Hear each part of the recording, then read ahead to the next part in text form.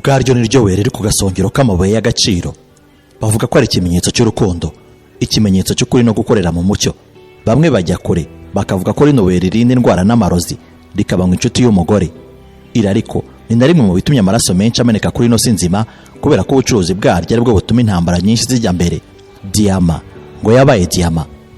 Amabuye nk'aya aturuka ku mugabane dutuye ngo yarangije guhindurirwa amazina kuri ubu, akaba yitwa diyama y'amaraso, diyama y'imvururu. Izina ryahawe diyama zicukurwa mu bihugu bya Angola, Kongo Kinshasa, Sierra Leone na Liberia, cyane cyane ko usanga agurishwa ku buryo butemewe n'amategeko, ari nakatera inkunga imitwe yitwaza intwari biyacukura muri ibyo bihugu. Gusa aha mu gihe benshi bibwiraga ko diyama ari ihagurutse ibihugu n'agahugu ikabana gashoza ntambara, kuri ubu habonetse andi mabuye mashya agiye guhindura isi ndetse akayihindura uko iyobowe n'uko irebwa. Ni amabuye adasanzwe, abize ubutabire ubu nibo babihamya neza. Nubwo ngo yatagaragara muri amwe 20 ya mbere ya tableau periodique twafataga mu mutwe, oya ntabwo ari heheri BBC na Ofenam Garasi Puskalala Kacha, gusa na yarakaze. Ni amabuye yihariye. Well, good morning, everybody, and thank you all for being here. We're honored by the presence of so many world leaders, and it speaks to the importance of what Secretary Rubio and the team are working on to fix this critical minerals issue. And I just wanted to let you know that we're honored by your presence and certainly grateful for you coming to Washington for this very important conversation. I know there are a lot of very important discussions to be had over the rest of the day, and so I want to be relatively brief. First, let me say thanks to our incredible Secretary of State for putting this group together. Marco's is doing an incredible job. And when he asked me, mwaramutse neza mwese kandi turabashimira cyane kuba muri hano. Kuba hari abayobozi benshi bisi bitabiriye bigaragaza akamaro k'ibyo Secretary Rubio n'ikipe bari gukora gutegura ikibazo cya critical minerals. Turashimiye cyane Secretary wacu w'ububanyi n'amahanga kuba yazanye inama. Mariko akora akazi gakomeye. Yansabye kuvuga uyu munsi, namugani iyi ni nyubako yawe, kuki utavuga wowe? Aransubiza ati mfite imirimo 5 wowe ufite umwe. Nuko rero nanjye ndamufasha, ariko reka mvuge ibintu bike kubyo dukora n'impamvu bifite akamaro. Nyuma ya operasiyo yacu ya gisirikare yabereye muri Venezuela, perezida wacu yaganiriye natwe ku kamaro ko kugenzura ko isi ikomeza kubona petroli mu myaka iri imbere. Niyo mpamvu Venezuela yari ingenzi. Ariko nubwo tuganira ikoranabuhanga n'ubukungu bugezweho, perezida yavuze ijambo rikomeye. Ubukungu bw'isi buracyari bushingiye ku bintu bifatika, kandi nta kintu gifatika kurusha petroli. Data centers and technology and all of these incredible things that we're all working on matter, fundamentally you still have an economy that runs on real things, and there is no realer thing than oil, and I would add to that there's no realer thing than critical minerals. And I think a lot of us have learned the hard way in some ways over the last year how much our economies depend on these critical minerals. So every man and woman, I believe, in this room understands what we're confronting together today. And I say together, and that is very much something that is at the heart of Secretary.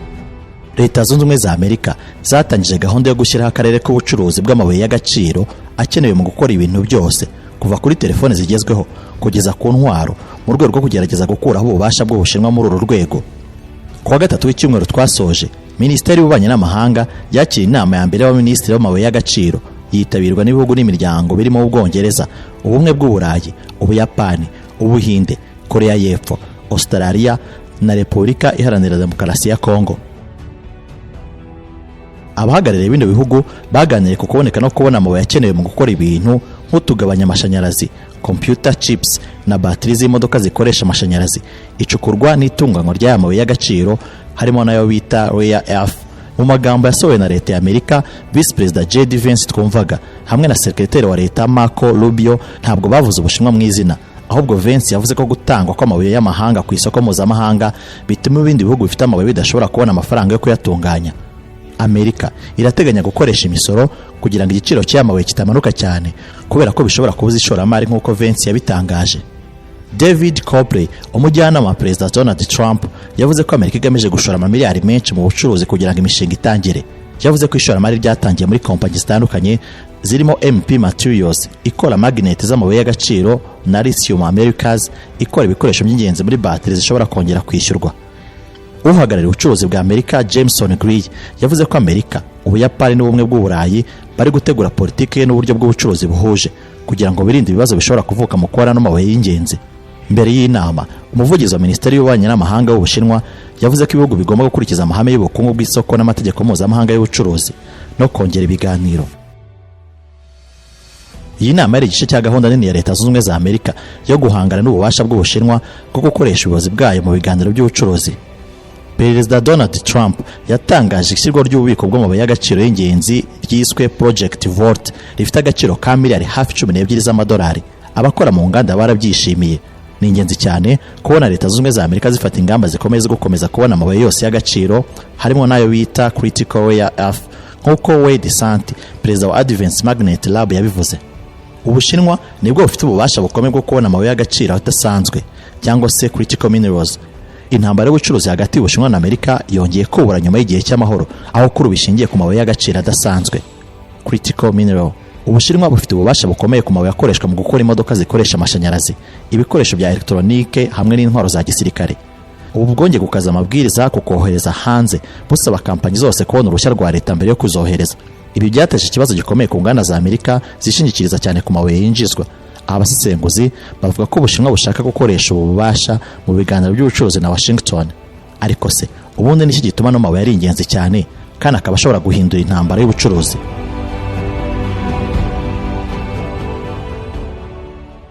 Critical mineral cyangwa se rare earth, amabuye y'agaciro adasanzwe, ni itsinda ry'ibinyabutabire 17 bifite imiterere isa, bikaba ingenzi mu gukora ibikoresho byinshi bya none. Nubwo biboneka mu butaka, babyita ko bidasanzwe kubera ko bigoye kubibona mu buryo bwuzuye kandi bikaba bigoye kubicukura. Amazina y'aya mabuye nka neodymium, yttrium na europium ubundi ntabwo azwi cyane hano hanze, ariko ibikoresho akora birazwi. Urugero, neodymium ikoreshwa mu gukora za magnet zikoreshwa cyane mu maspeaker, hard drive za mudasobwa, moteri z'imodoka z'amashanyarazi hamwe n'indege. Yttrium na europium bikora ekara za televiziyo hamwe na mudasobwa kubera uburyo bigaragaza amabara. Kugira ngo byumve neza, europium, terbium na yttrium bikora amabara atukura, ay'icyatsi n'ubururu muri za ekara za LED, LCD na telefone.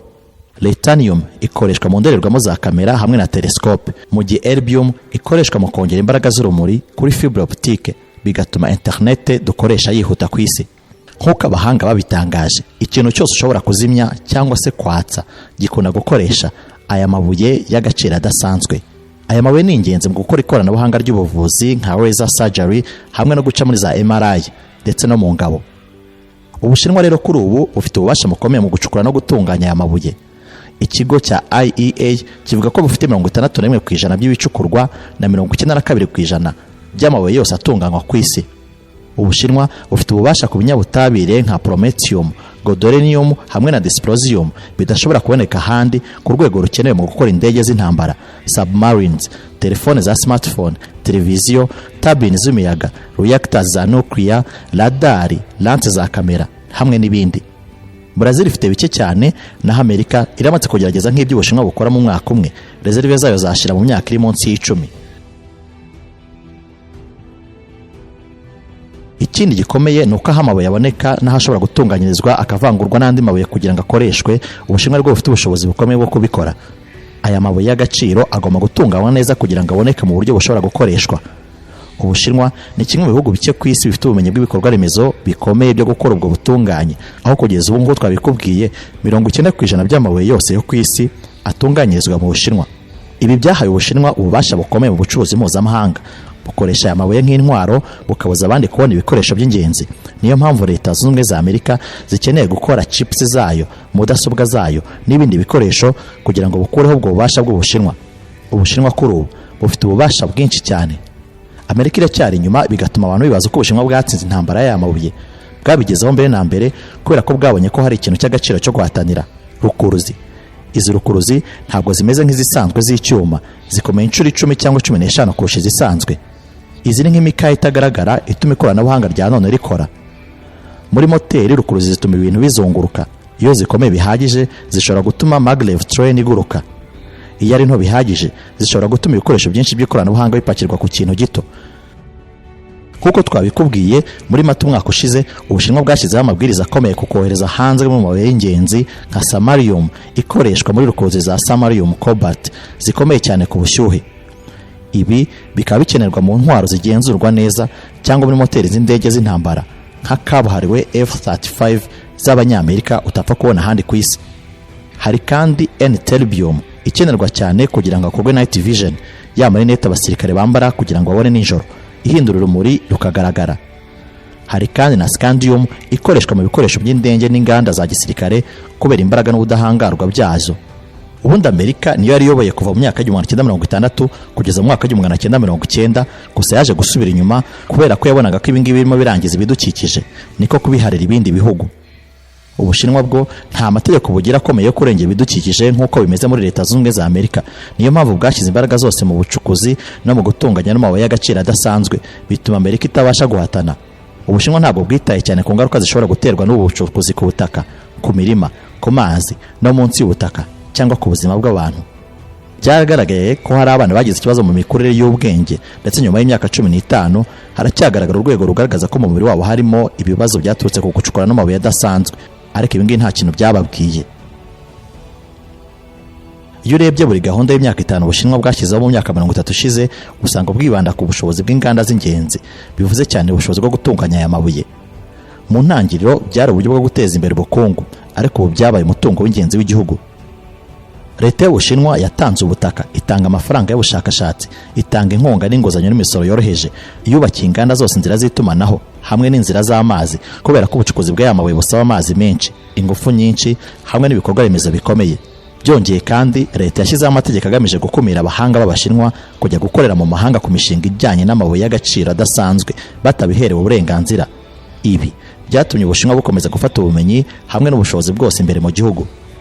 Ibi byabaye ikibazo gikomeye kuri Leta Zunze Ubumwe za Amerika kubera ko ubushakashatsi bwerekana ko hejuru ya 50% by'abakozi bo mu bucukuzi bazajya mu kiruhuko cy'izabukuru bitarenze umwaka wa 2029, ni mu myaka 3 yonyine, aho hakenewe benshi bashya.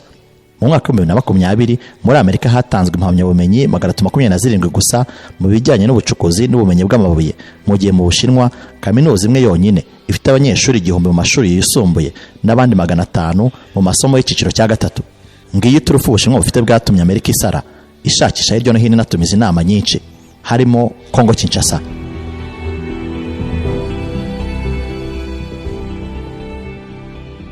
Amerika yasinyanye na Kongo Kinshasa kugira ngo ibone cobalt na coltan ikenewe muri batiri, mudasobwa hamwe n'intwaro. Washington ivuga ko bizagabanya kwishingikiriza ku Bushinwa, ariko ibi byazanye impaka muri Kongo ku bijyanye n'ubusugire bw'igihugu, uburenganzira bw'abaturage n'inyungu zizava mu mabuye y'agaciro. Ubusanzwe Ubushinwa bwigaruriye 80% y'icukurwa rya cobalt na copper muri Kongo. Amerika irimo iragerageza gukuraho ubwo bubasha, ariko iracyari inyuma cyane.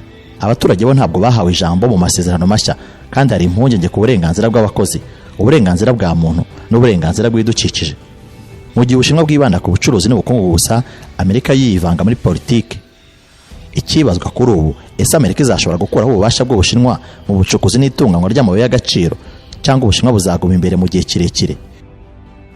Ibyo ni byibazwa. Gusa Kongo Kinshasa yo isa nkaho yagurishije igihugu kuri Amerika, ititeye ko Ubushinwa busanzwe bucukura amabuye muri iki gihugu.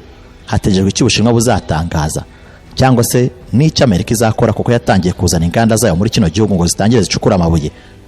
Ibi tuzakomeza kubibakurikiranira.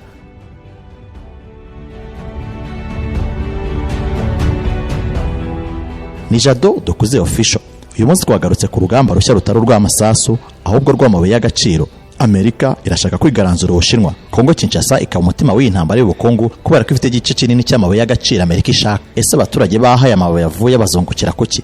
Ibi nibyo bizakomeza kuba ikibazo gikomeye mu kinyejana cya 21. Intambara y'amabuye y'agaciro, intambara y'ubusugire, intambara y'isi nshya.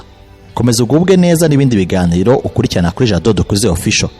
Jye wumvaga na Jado Dokuze.